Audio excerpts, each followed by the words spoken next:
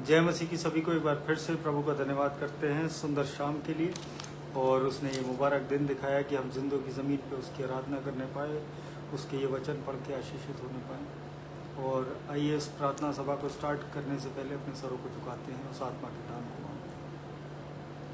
धन्यवाद धन्यवाद धन्यवाद करते हैं सामर्थी पिता, इस सुंदर शाम के लिए पिता परमेश्वर, इस सुंदर संगति के लिए जो आपके नाम से पिता परमेश्वर हम शुरू करते हैं। पिता परमेश्वर, मैं प्रार्थना करता हूँ पिता परमेश्वर, और विनती करता हूँ आपके उस पवित्र आत्मा की सहभागिता मांगता हूँ पिता परमेश्वर। जब ये वचन पढ़े, बोले, सुने और समझे जाते हैं पिता परमेश्वर, हमारे हृदयों की पटियों पर ये वचन उतरने पाए, मन फिराव का कारण बनने पाए ये वचन पिता परमेश्वर, एक दूसरे के लिए मदद का कारण बने पिता परमेश्वर। इन वचनों को सुनकर मैं प्रार्थना करता हूँ पिता परमेश्वर, हर एक जन जो अभी जुड़ता है, जो बाद में जुड़ता है, जो किसी कारणवश नहीं जुड़ पाया है पिता परमेश्वर, उन सबको घराने समेत आशीष दीजिए पिता परमेश्वर। होने दीजिए पिता परमेश्वर, आपका प्रेम, आपका जलाल उन घरों पे, उन और आपकी वो आशीष है उनके घरों पे पिता परमेश्वर, वो उमड़ती रहे। मैं प्रार्थना करता हूँ आपके पवित्र और मीठे नाम में, सुनिए और कबूल करिए, आमीन। जय मसीह की सभी को। और आज जो है संडे है और सब लोग चर्च गए होंगे, और मैं किसी कारणवश नहीं जा पाया हूँ आज, क्योंकि मेरे यहाँ फिर ड्यूटी थी और मैं बिज़ी हो गया था। लेकिन प्रभु का सच में धन्यवाद करते हैं कि हम एक सुंदर संगति का वो हमें मौका देता है रोज़, कि हम उसके ये वचन पढ़ के अपने जीवनों में उस कार्य को संपन्न करने पाएँ जिसके लिए, जिस पर्पस के लिए परमेश्वर ने हमें और आपको भेजा है। और मेरे अजीजों, आज जब मैं बाइबल पढ़ रहा था तो यहूदा की पत्री, तो उसमें जो पहला अध्याय है उसकी 11वीं आयत, आज का जो वचन है वो यहूदा की पत्री पहला अध्याय उसकी 11वीं आयत। उन पर हाय, क्योंकि वह केन की सी चाल चले और मजदूरी के लिए बिलाम के समान भ्रष्ट हो गए और कोरे के समान विरोध करके नष्ट हुए हैं। परमेश्वर का वचन पढ़े और सुने जाने पे आशीष हो। और आज जो है ये वचन ये हमें बताता है कि वो यीशु मसीह ने किस पर हाय कही, कि क्योंकि वह केन की सी चाल चले और मजदूरी के लिए बिलाम के समान भ्रष्ट हो गए हैं और कोरे के समान विरोध करके नष्ट हुए हैं।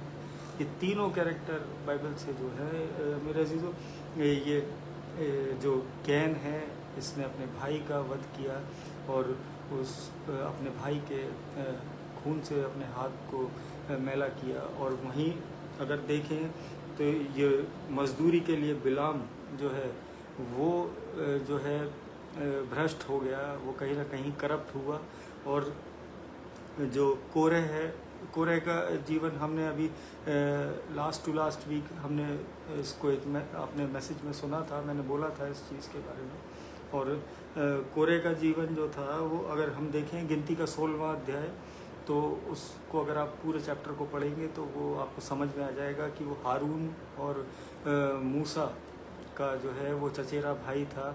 और वो किस कारण नष्ट हुए कि उन्होंने जो है वो विरोध किया अपने भाई का। और फिर जो है परमेश्वर के सम्मुख जब मूसा ने दंडवत होके जब प्रार्थनाएं की, तो वो सब लोग जो उसका जो साथ दे रहे थे वो नष्ट हुए और वो भी नष्ट हुए। तो मेरे अजीजों, आज लेकिन आज का जो अध्याय है वो एक दूसरी ओर जा रहा है। आज कहीं ना कहीं जब मैं इन तीनों नामों को पढ़ रहा था तो मैंने कहा कैन और हाबिल की कहानी भी हमने बहुत बार सुनी है और मैंने अपने मैसेजेस में भी जो है आप लोगों तक पहुंचाई है।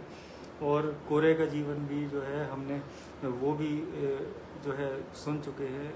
और कहीं ना कहीं हम अपने चर्चेज़ में, अपने संडे स्कूल्स में हमने ये इन कहानियों से अवगत हैं। लेकिन ये जो बिलाम का जो ये किस्सा है ये भी बहुत से लोगों को पता होगा, लेकिन जो परमेश्वर ने आज इस कहानी के द्वारा, जो इस बाइबल के वचन के द्वारा जो मुझे समझाया कि ये जो बिलाम के समान भ्रष्ट हो गए हैं, यहाँ ये नोटिफाई किया है कि ये करप्ट हुआ है, ये बिलाम आखिर था कौन मेरे अज़ीज़ों।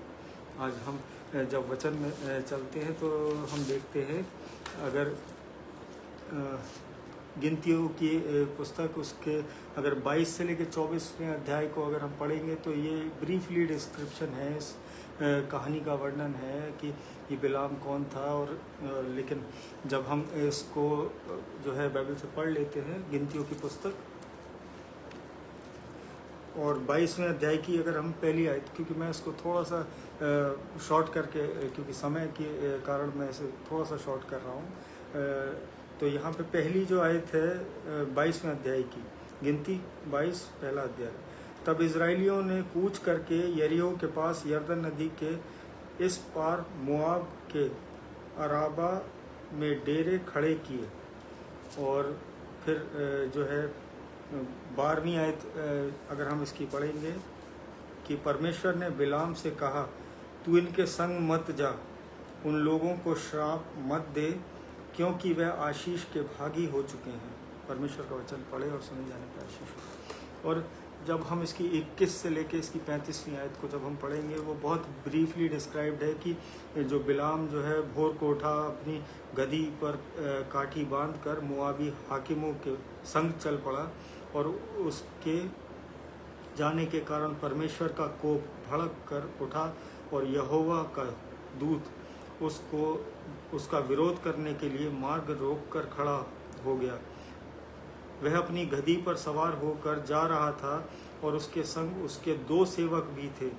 और उस गधी को यहोवा का दूत हाथ में नंगी तलवार लिए हुए मार्ग में खड़ा दिखाई पड़ा। तब गधी मार्ग छोड़कर खेत में चली गई, और फिर चली गई। तब बिलाम ने गधी को मारा कि वह मार्ग पर फिर आ जाए। तब यहोवा का दूत दाख की बारियों के बीच की गली में, जिसके दोनों ओर बारी की दीवार खड़ी थी, खड़ा हुआ। यहोवा के दूत को देखकर गधी दीवार से ऐसी सट गई कि बिलाम का पांव दीवार से दब गया। तब उसने उसको फिर मारा। तब यहोवा का दूत आगे बढ़कर एक सकरे स्थान पर खड़ा हुआ, जहां ना तो दाहिनी ओर हटने की जगह थी और ना बाईं ओर। वहां यहोवा के दूत को देखकर गधी बिलाम को लिए दिए बैठ गई। फिर तो बिलाम का कोप भड़क उठा और उसने गधी को लाठी से मारा। तब यहोवा ने गधी का मुंह खोल दिया, और वह बिलाम से कहने लगी, मैंने तेरा क्या किया कि तूने मुझे 3 बार मारा। और फिर जब हम इसकी जो है अगर 31वीं आयत से, या हम इसको कंटिन्यूशन में ही पढ़ लेते हैं इसको, 29 वर्ष से, बिलाम ने गधी से कहा, यह कि तूने मुझसे नटखटी की, यदि मेरे हाथ में तलवार होती तो मैं तुझे अभी मार डालता। गधी ने बिलाम से कहा, क्या मैं तेरी वही गधी नहीं जिस पर तू जन्म से आज तक चढ़ता आया है? क्या मैंने तुझसे कभी मैं तुझसे कभी ऐसा करती थी? वह बोला, नहीं। तब यहोवा ने बिलाम की आंखें खोली, और उसको यहोवा का दूत हाथ में नंगी तलवार लिए हुए मार्ग में खड़ा दिखाई पड़ा। तब वह झुक गया और मुंह के बल गिरकर दंडवत की। यहोवा के दूत ने उससे कहा, तूने अपनी गधी को 3 बार क्यों मारा? सुन, तेरा विरोध करने को मैं ही आया हूँ, इसलिए कि तू मेरे सामने उल्टी चाल चलता है। और यह गधी मुझे देखकर मेरे सामने से 3 बार हट गई। यदि वह मेरे सामने से हट ना जाती तो निसंदेह मैं अब तक तुझे तो मार ही डालता, परंतु उसको जीवित छोड़ देता। तब बिलाम ने यहोवा के दूत से कहा, मैंने पाप किया है। मैं नहीं जानता था कि तू मेरा सामना करने को मार्ग में खड़ा है। इसलिए अब यदि तुझे बुरा लगता है तो मैं लौट जाता हूँ। यहोवा के दूत ने बिलाम से कहा, इन पुरुषों के संग तू चला जा, परंतु केवल वही बात कहना जो मैं तुझसे कहूँगा। तब बिलाम बालाक के हाकिमों के संग चला गया। परमेश्वर का वचन पढ़े और सुने जाने की आशीष हो। और यहाँ हमारे साथ पुष्पाचरण सिस्टर जुड़ी हैं लखनऊ से। प्रभु में आपका भी धन्यवाद करते हैं। Pastor Tonex Biasi, we also welcome you in Lord. Pastor is from Malawi, Africa. और हम प्रार्थनाएं करते हैं सबके लिए कि परमेश्वर अपने अनुग्रह से सबको चलाता जाए और हम सब प्रभु में ऐसे ही बढ़ते जाएं। तो आज का जो ये वचन फिर जब मैं पढ़ रहा था कि बिलाम की जो इस कहानी से जो उसकी जो गदी थी उस बिलाम की, और वो उसका जो है वो मुंह जो है वो परमेश्वर ने खोल दिया, वो बोलने लग गई। और वो जो है वो किसी को श्राप देने का उसके पास निमंत्रण था, और ये कह लीजिए कि श्राप देने के लिए उसको बुलाया गया था। मोआब के राजा बालाक वहाँ उस समय के राजा थे, और वहाँ बिलाम को जो है इजराइलियों को श्राप देने के लिए बुलाया था। और क्योंकि इजराइली लोग मिस्र से निकलकर उनकी सीमा के पास जो है वो डेरा डाले हुए थे, 22वें अध्याय की पहली आयत में हमने पढ़ा था अभी। और वो जो है वहाँ पे इस कहानी में जो चीज़ प्रभु ने मुझे समझाई आज, जो हम सबको वो समझाना चाहता है कि आज हम जो है उस बिलाम की तरह जो है इस आज अपने जीवनों को जो अगर जी रहे हैं कहीं ना कहीं, आज वो बिलाम जो है एक भविष्यद्वक्ता था। वो कोई साधारण मनुष्य में उसकी गिनती नहीं थी।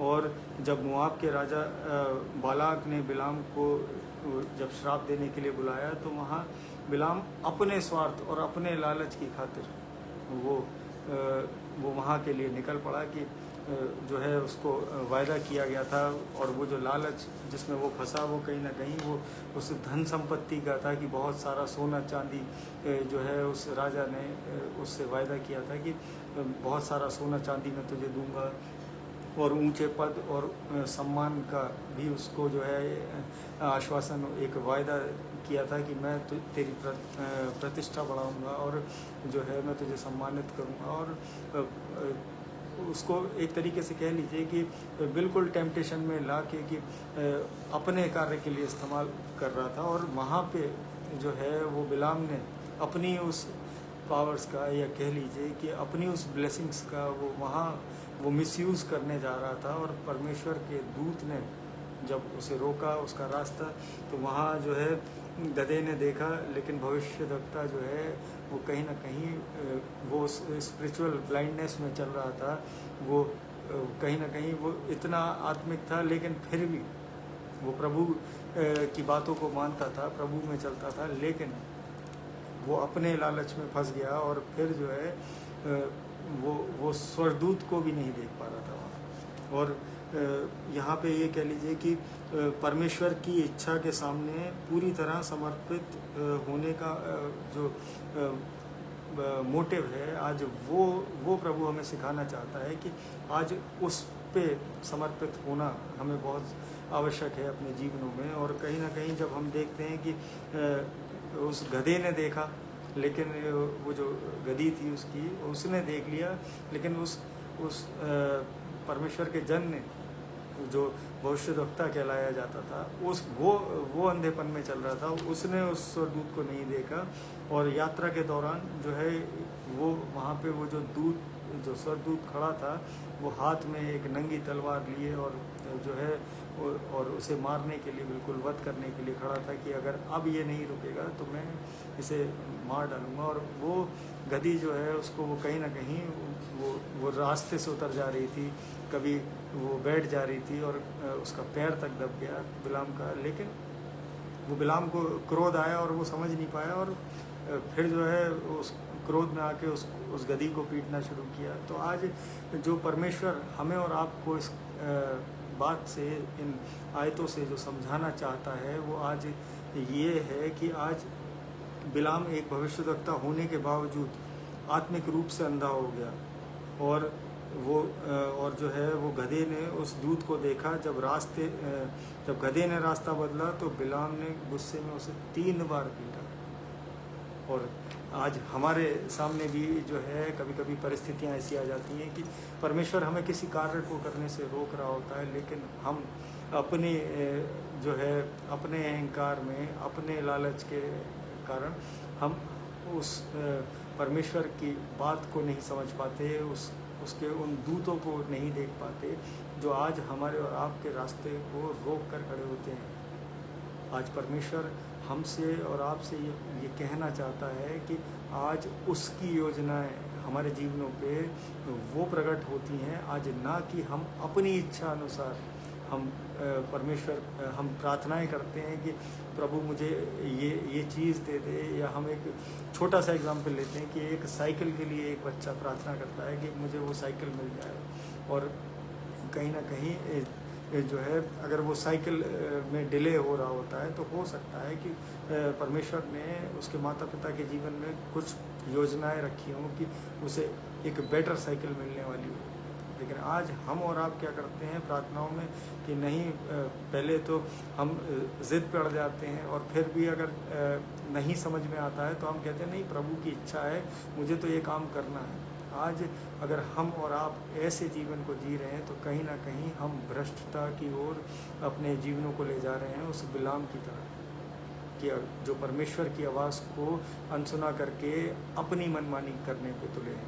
आज परमेश्वर हमें और आपको ये समझाना चाहता है। और भाई आशीष सिंह जुड़े हैं अलीगढ़ से, प्रभु में आपका भी धन्यवाद करते हैं, और परमेश्वर आपके संपूर्ण घराने पे, आंटी अंकल पे, भैया भाभी पे बहुतायत की आशीष दे, और बेटी शोना पे वो अपना प्रेम ऐसे ही उंडेलता रहे, मैं यही प्रार्थना करता हूँ। और फिर जो है परमेश्वर का वहाँ एक वो जो चमत्कार हुआ कि उस गधी का बोलना, मेरे जीजो, वो जानवर का बोलना, कि परमेश्वर ने कहा कि मैं तो इससे प्रेम करता हूँ। आज वो हम सब से उतना ही प्रेम करता है जितना, क्योंकि वो चाहता तो अगर उसको वध करना चाहता तो वो 1 सेकंड की बात थी उसके लिए, लेकिन उसने हिदायत दी।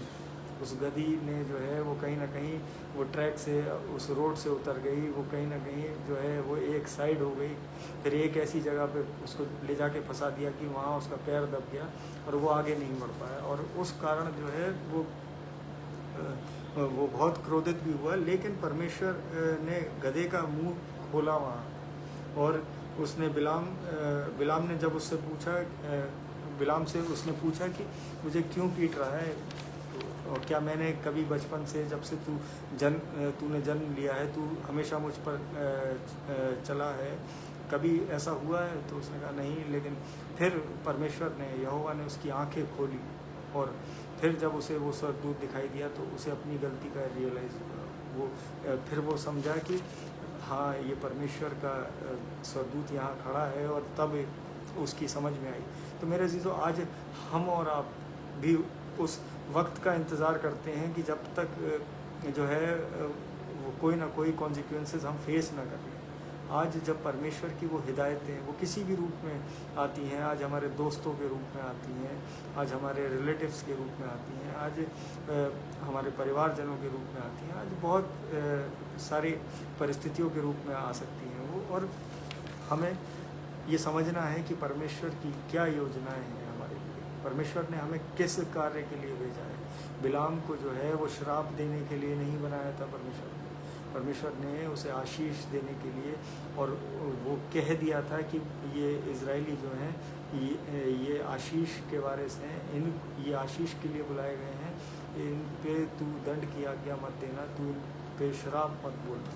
और वहीं पे अगर आज हम देखें कि मसीह जीवन में जो लोग प्रभु में बढ़ रहे हैं, वो कहीं ना कहीं एक बिलीवर के लिए ये बहुत इम्पोर्टेंट मैसेज है आज, जो प्रभु में बढ़ रहे हैं, कि आज हमें अपने मार्गों का जो है वो निर्णय जो हमें दिख रहे हैं आज कहीं ना कहीं, जिस पे हम हर रोज़ चल रहे हैं, आज वो, और ये जो कहानी जो हमें सिखा रही है कि आत्मिक जीवन जीने के लिए हमें क्या क्या सीखना ज़रूरी है। आज केवल और केवल इन वचनों पर जो है केवल सुनने से कार्य नहीं होगा, इन वचनों पे चलना है आज।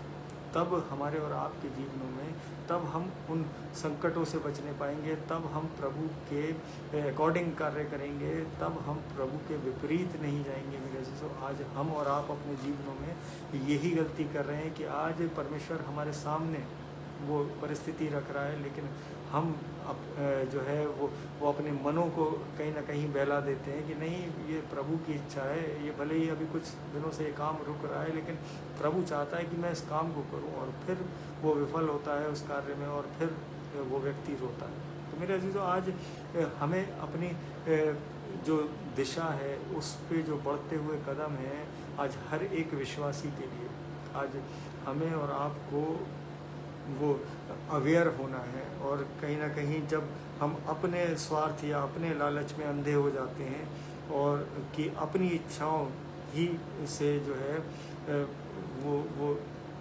उसके अकॉर्डिंग चलने लगते हैं, तो हमारे कदम जो है उस भटकाव की ओर पहुंच जाते हैं। कहीं ना कहीं हम अपने जीवन में किसी टेम्पटेशन में आ जाते हैं, किसी लालच में पड़ जाते हैं। और लालच मेरे अजीजों ऐसा नहीं है कि बहुत बड़ा किसी चीज़ का लालच हो।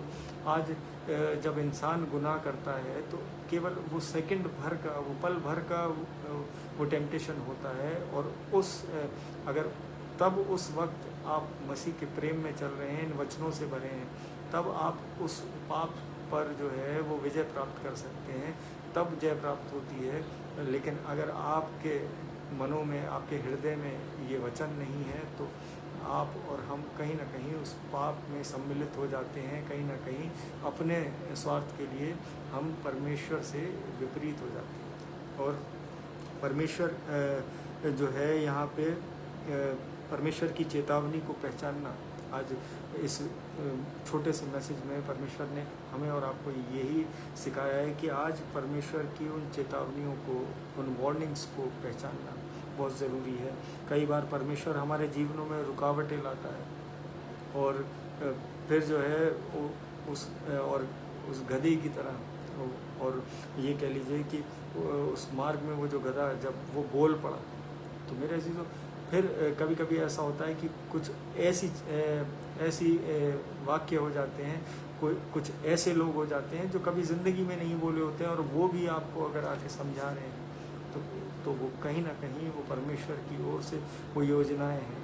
आज अगर हम प्रभु में चल रहे हैं, बढ़ रहे हैं, एक विश्वासी का जीवन जी रहे हैं, तो इस बात को अपने हृदयों में उतारने की ज़रूरत है। और जो है, यदि आत्मिक रूप से संवेदनशील नहीं है हम, और जैसा कि वो बिलाम जो था वो कहने को भविष्य रखता था, और जो है प्रभु की बातों को जो है वो कन्वे करता था लोगों तक, और फिर वो जो है वो उस लालच में पड़ गया कहीं, और अपनी आत्मिक आँखों को वो खो बैठा। और आज हमें और आपको ज़रूरत है उन आत्मिक आँखों को खोलने की, और हम भी कहीं ना कहीं उस बिलाम की तरह जो है आज अपने जीवनों में वो भ्रष्टता को, चाहे वो छोटे लेवल से हो, आज कहीं ना कहीं हम उसे वो मुकाम पे पहुंचा देते हैं, कहीं ना कहीं हम उसका हिस्सा बन जाते हैं। और परमेश्वर यहाँ पे अगर देखें कि हम आत्मिक रूप से संवेदनशील नहीं हैं, तो हम परमेश्वर के मार्गदर्शन को समझने के बजाय बिलाम की तरह क्रोधित हो जाते हैं, और कहीं ना कहीं हम जो है नाराज़गी व्यक्त करने लगते हैं। और ये मेरे जीवन में भी मैंने हाल ही में फेस किया कि कोई परिस्थिति ऐसी आई, तो मुझे लगा कि मैं प्रभु में चलता हूँ, मैं प्रभु के वचनों के निकट रहता हूँ, और फिर ये परेशानी मेरे जीवन में आ रही है, तो मैं क्रोधित हुआ। लेकिन फिर बाद में जब मैं वचन के साथ बैठा, प्रार्थनाएं करी, और फिर प्रभु ने जब मुझे समझाया कि ये परमेश्वर की योजना है, आज परमेश्वर के अकॉर्डिंग जब हम शांत रहते हैं तब परमेश्वर बोलता है, जब हम चुपचाप खड़े हो जाते हैं तब परमेश्वर हमारी ओर से लड़ता है। तो आज हम और आप अगर क्रोधित हो रहे हैं और कहीं ना कहीं अपने ईगो को, अपनी ज़िद को पूरा करने पे अड़े हैं, तो मेरे अजीज़ों ये हमारी और आपकी मर्जियों पे डिपेंड नहीं करता, ये परमेश्वर की योजनाओं पे डिपेंड करता है जो उसने हमारे और आपके जीवन के लिए रखी है। आज ये प्रार्थना करता हूँ आप सबके लिए कि आज उस टेम्पटेशंस में, उस लालच में आके हम उस परमेश्वर को जो है वो डिनाई ना कर दें। आज इन वचनों से जो है हम मुंह ना फेरें, क्योंकि केवल जो जो मार्ग अगर हमें दिखेगा उस परमेश्वर तक पहुंचने का, वो केवल और केवल इन वचनों में है, और वचनों में और केवल यीशु मसीह के द्वारा है। आज जब यीशु मसीह को जानना है तो इन वचनों को पढ़ना पड़ेगा, और जब इन वचनों को जब तक हम इनसे भरे नहीं होंगे तब तक हम उस मसीह की एक बात को भी नहीं समझ पाएंगे। आज बहुत ज़रूरी है ये वचनों की निकटता। मैं अपने हर मैसेजेस में इस बात को दोहराता हूँ कि परमेश्वर ने मुझे ये ऐसा जीवन जीना सिखाया कि आज मैं विपरीत परिस्थितियों में भी मैं धन्यवाद करने लगता हूँ। मैं कहीं ना कहीं उन लोगों के लिए भी प्रार्थना करने लगता हूँ जो ना चाह के भी मेरा गलत करते हैं।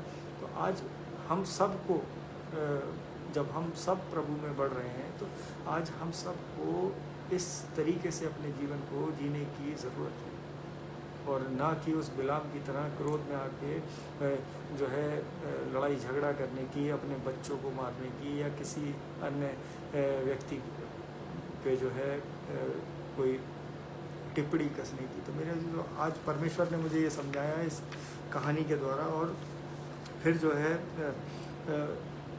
जो है यीशु मसीह हमारी आँखों का वो प्रकाश है। कहीं ना कहीं जब हम इन वचनों को, जैसे बिलाम एक भविष्यवक्ता था और फिर भी सत्य को नहीं देख रहा था, तो आज बहुत से ऐसे लोग हैं जो प्रभु में चल रहे हैं। मैंने अपना ही एग्जाम्पल दिया कि बहुत से ऐसे लोग हैं और उन्हें सत्य नहीं दिख रहा। आज बहुत ज़रूरत है उस सत्य को जानने की, और सत्य मार्ग, सत्य और जीवन प्रभु यीशु मसीह है मेरे अज़ीज़ों।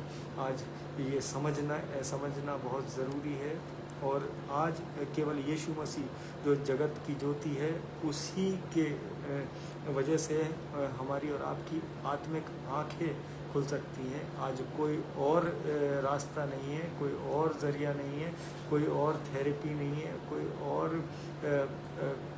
रास्ता नहीं है मेरे से। और ताकि हमारे पैर जो है वो हमेशा सच्चाई और आज्ञाकारिता के मार्ग पे बने रहें, तो आज हमें और आपको ये समझना है कि यीशु मसीह ही एकमात्र हमारे और आपके जीवनों का एक मसीह जीवन का आधार है। आज जब उसको प्रायोरिटी देंगे, तब अपने जीवनों में उस बढ़ोतरी को देखेंगे। आज तब अपने जीवनों में वो चंगाइयाँ देखेंगे, तब वो ब्लेसिंग्स जो परमेश्वर से आप चाहते हैं प्रार्थनाओं में, तब हम और आप उन ब्लेसिंग्स को देख पाएंगे। और भजन संहिता 119 और उसकी 105वीं आयत ये कहती है कि तेरा वचन मेरे पाँव के लिए दीपक और मेरे मार्ग के लिए उजियाला है। तो आज परमेश्वर हमसे और आपसे इन वचनों के द्वारा ये बातें करता है कि आज हमें कैसे जीवन को व्यतीत करना है। आज परिस्थितियाँ बहुत विपरीत हैं, बहुत विकट हैं, परेशानियाँ हैं, बीमारियाँ हैं, आज सताव हैं, लेकिन परमेश्वर में जो लोग दृढ़ हैं, जो विश्वास में चल रहे हैं, वो इन वचनों को जो थामे हुए हैं, उनके जीवनों की उन्नति संसारिक कोई भी चीज़ नहीं रोक सकती। शैतान की कोई भी युक्ति उनके जीवनों में कार्य नहीं कर सकती मेरे से। और आइए इस मैसेज के लिए धन्यवाद करता हूँ प्रभु का, और अपने सरों को झुकाते हैं और एक छोटी सी प्रार्थना में चलते हैं। धन्यवाद धन्यवाद धन्यवाद करते हैं सामर्थ्य पिता, इस सुंदर शाम के लिए पिता परमेश्वर, जो आपने ये सुंदर संगति दी। इस समूह के लिए प्रार्थना करते हैं जिसको पिता परमेश्वर आपने जोड़ा पिता परमेश्वर, कि हम ऑनलाइन आके आपकी आराधना करने पाए पिता परमेश्वर। हर एक जन जो अभी जुड़ा है, जो कान इन वचनों को सुनते हैं बाद में पिता परमेश्वर, घराने समेत आशीषित होने पाए पिता परमेश्वर। अपने मार्गों पे पिता परमेश्वर वो चलने पाए पिता परमेश्वर, उस सच्चाई के मार्ग पे पिता परमेश्वर, वो आपकी निकटता में रहने पाए पिता परमेश्वर। मैं प्रार्थना करता हूँ पिता परमेश्वर एक बार फिर से हर दुखी कंगाल बीमार अनाथ के लिए पिता परमेश्वर, हर उस बीमार के लिए पिता परमेश्वर जो अस्पतालों में है, घरों पे है, सफ़र में है पिता परमेश्वर, अपनी चंगाई भरे हाथ से छूइए पिता परमेश्वर, होने दीजिए वो आपके नाम की जीवित गवाही बने। मैं प्रार्थना करता हूँ हर उस पढ़ने वाले बच्चे के लिए पिता परमेश्वर, हर उस व्यक्ति के लिए जो नौकरियों की तलाश में है पिता परमेश्वर, अपने बुद्धि ज्ञान से परिपूर्ण करिए, अपने भय में चलाइए पिता परमेश्वर, ताकि वो एक अच्छे जीवन को, एक अच्छे मसीही जीवन को व्यतीत करने पाए। मैं प्रार्थना करता हूँ वॉलेट सिस्टर के लिए, पुष्पाचरण सिस्टर और उनके संपूर्ण परिवार के लिए, उनके बेटे के लिए पिता परमेश्वर, और उसके आइजैक के आने वाले एग्ज़ाम्स के लिए पिता परमेश्वर। वो बहुतायत से आपकी ओर से वो बुद्धि ज्ञान उस बच्चे के जीवन में आए पिता परमेश्वर, और वो अपने हर एग्ज़ाम, इसी एग्ज़ाम में नहीं पिता परमेश्वर, वो अपने जीवन के हर एग्ज़ाम में पिता परमेश्वर उत्तीर्ण होने पाए। प्रभु यीशु के नाम से मांगते हैं पिता परमेश्वर। मैं प्रार्थना करता हूँ एक बार फिर से प्रीति कैचिक आंटी के लिए, उनके संपूर्ण घराने के लिए, उनके बच्चों के लिए पिता परमेश्वर। बहुतायत की आशीष से आपने भरा है उस परिवार को पिता परमेश्वर, अपनी निकटता में रखा है, अपने अनुग्रह के द्वारा पिता परमेश्वर।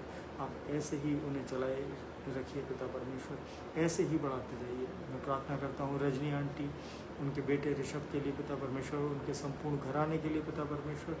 बहुतायत की आशीषें आपने उनके जीवनों में दी, उस बेटे को चुना अपनी सेवकाई के लिए पिता परमेश्वर। वो बहुतायत से आपके नाम को महिमा देने वाला परिवार है पिता परमेश्वर, और ऐसे ही पिता परमेश्वर वो आपके प्रेम में बना रहे, हर खौफ खतरे से बचे रहें पिता परमेश्वर, यही मांगती हूँ। मैं प्रार्थना करता हूँ भाई डैनी के जीवन के लिए, अच्छे स्वास्थ्य के लिए पिता परमेश्वर। उस भाई को अपनी चंगाई से पिता परमेश्वर नवाजिए, होने दीजिए पिता परमेश्वर वो घराना आपकी धन्यवादिता में बढ़ने वाला हो। मैं प्रार्थना करता हूँ भाई रिचर्ड सिंह के लिए पिता परमेश्वर, उनके संपूर्ण घराने के लिए, उनकी सेवकाई के लिए पिता परमेश्वर। आपने अपने बुद्धि ज्ञान से भरा है पिता परमेश्वर, अपनी आत्मा से भरा है उस भाई को पिता परमेश्वर। बहुतायत की आशीष है जो आपने उनके लिए जो योजनाएं रखी हैं पिता परमेश्वर, उस परिवार के लिए वो आपके नाम से प्रकट होने पाए उस भाई के जीवन में, और वो धन्यवादिता में बढ़ने पाए। मैं प्रार्थना करता हूँ भाई अजीत बेदी के जीवन के लिए पिता परमेश्वर, उनके संपूर्ण घराने के लिए, उनके बच्चों के लिए पिता परमेश्वर। बहुतायत की आशीष है, और अपने अनुग्रह से पिता परमेश्वर उनके जीवनों को चलाइए पिता परमेश्वर, होने दीजिए पिता परमेश्वर। उस स्वर्गीय भंडार से जो आशीष है आपने उस परिवार के लिए रखी है पिता परमेश्वर, वो उन्हें आज अभी मिलने पाए, आपके सामर्थ्य नाम से मांगते हैं। मैं प्रार्थना करता हूँ भाई आशीष सिंह के लिए, उनके संपूर्ण घराने के लिए पिता परमेश्वर, अंकल आंटी के लिए पिता परमेश्वर। हर खौफ खतरे, हर दुख तकलीफ, हर बीमारी से पिता परमेश्वर उस घराने को बचाइए पिता परमेश्वर। वो सब आपकी सेवा में निरंतर बढ़ें पिता परमेश्वर, आपका प्रेम उस घर पे प्रकट हो, यही विनती प्रार्थना करता हूँ पिता परमेश्वर। प्रार्थना करता हूँ बबीता स्कॉट आंटी के लिए, उनके संपूर्ण परिवार के लिए, उनके बच्चों के लिए पिता परमेश्वर। आपकी निकटता में ऐसे ही चलते जाएं पिता परमेश्वर। प्रार्थना करता हूँ भाई संजीव जॉनसन के लिए, जोसविन डेविड के लिए, रिचर्ड जॉनसन के लिए पिता परमेश्वर। अपने बुद्धि ज्ञान से परिपूर्ण करिए, होने दीजिए पिता परमेश्वर वो आपके प्रेम को समझने पाए पिता परमेश्वर, वो आपकी निकटता में आने पाए वो परिवार पिता परमेश्वर। आपकी योजनाएं सफल हों पिता परमेश्वर उस परिवार को। मैं प्रार्थना करता हूँ पिंटू चाचा के लिए पिता परमेश्वर, उनके संपूर्ण घराने के लिए, उनके बच्चों के लिए पिता परमेश्वर, जबकि आपने पिता परमेश्वर अब तक संभाल के रखा पिता परमेश्वर, और उनके बच्चों को बहुतायत से बढ़ाया। इस बात के लिए धन्यवाद करते हैं पिता परमेश्वर। मैं प्रार्थना करता हूँ मोंटू भाई के बेटे के लिए पिता परमेश्वर, उस बच्चे के शरीर में जो है अपनी सामर्थ्य दे दीजिए पिता परमेश्वर, होने दीजिए वो आपके नाम से चलने फिरने पाए, वो घराना आपके नाम को धन्यवाद करता रहे पिता परमेश्वर सदा के लिए। मैं प्रार्थना करता हूँ एक बार फिर से पूरी कलीसिया के लिए पिता परमेश्वर, और अपने पासवानों के लिए, रेवरेंड यूसुफ दास हमारे डीएस साहब के लिए पिता परमेश्वर, पास्टर जोनाथन लाल के लिए, पास्टर अर्पण जेकब के लिए, पास्टर आशीष दयाल और उनकी संपूर्ण मंडली के लिए पिता परमेश्वर, जो निरंतर आपकी सेवाओं में लगे रहते हैं पिता परमेश्वर, आपके कार्यों में जो है बढ़ चढ़ के पिता परमेश्वर वो हिस्सा लेते हैं पिता परमेश्वर, और बहुतों के जीवनों को पिता परमेश्वर वो आप में लाते हैं पिता परमेश्वर। इसका धन्यवाद करते हैं, उनके घरानों पे अपनी आशीष बनाए रखिए। मैं प्रार्थना करता हूँ और धन्यवाद देता हूँ अपने पापा के लिए पिता परमेश्वर, जो योजनाएं पिता परमेश्वर आपने हमारे परिवार के लिए रखी हैं पिता परमेश्वर, उन सब को हम ग्रहण करते हैं, आपके हर उस फैसले को मानते हैं पिता परमेश्वर जो आपने हमारे जीवनों के लिए रखा है पिता परमेश्वर। मैं प्रार्थना करता हूँ अपने पापा के अच्छे स्वास्थ्य के लिए पिता परमेश्वर, जबकि आपने उन्हें हर उस खौफ खतरे से बचाया पिता परमेश्वर, उस बड़े एक्सीडेंट से बचाया। और पिता परमेश्वर इसमें भी आपकी योजनाएं हैं कि वो जो बेड रेस्ट मिला है वो आपकी निकटता में बने रहें पिता परमेश्वर। मैं यही विनती प्रार्थना करता हूँ और धन्यवाद देता हूँ। मैं भाई आशीष जॉनसन के लिए प्रार्थना करता हूँ, उनकी वाइफ के लिए पिता परमेश्वर बहुतायत की आशीष है उसके जीवन में पिता परमेश्वर उंडेल दीजिए पिता परमेश्वर। जो बहुतायत की ब्लेसिंग्स आपने रख छोड़ी हैं उस भाई के जीवन में पिता परमेश्वर, वो उससे मिलने पाए पिता परमेश्वर। इस हफ्ते पिता परमेश्वर मैं आपके सामर्थी नाम से मांगता हूँ पिता परमेश्वर। जिनके नाम नहीं ले पाया हूँ, माया सिस्टर के लिए प्रार्थना करता हूँ, उनके संपूर्ण घराने के लिए पिता परमेश्वर। भाई विमल लाल के लिए जो सहारनपुर से हैं पिता परमेश्वर, उनके संपूर्ण घराने पे अपनी आशीष बनाए रखिए। भाई एलेक्स सिंह और उनके परिवार के लिए प्रार्थना करता हूँ, उनकी सेवकाई के लिए अपने बुद्धि ज्ञान से परिपूर्ण करिए उस बच्चे को पिता परमेश्वर। वो जबकि वो आपकी सेवकाई में है पिता परमेश्वर, वो आपके वचनों पर मनन करता है पिता परमेश्वर।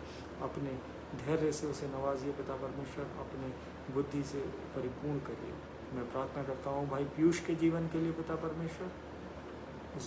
उस भाई के घराने पे अपनी आशीष बनाए रखिए, अपने अनुग्रह में चलाते जाइए उस परिवार को, ताकि वो धन्यवादिता में आगे बढ़ने वाले हो सकें और लोगों को बताने वाले हो सकें कि आप परिस्थितियाँ बदलते हैं, आप जीवन बदलते हैं पिता परमेश्वर। ये गवाही देने पाएँ।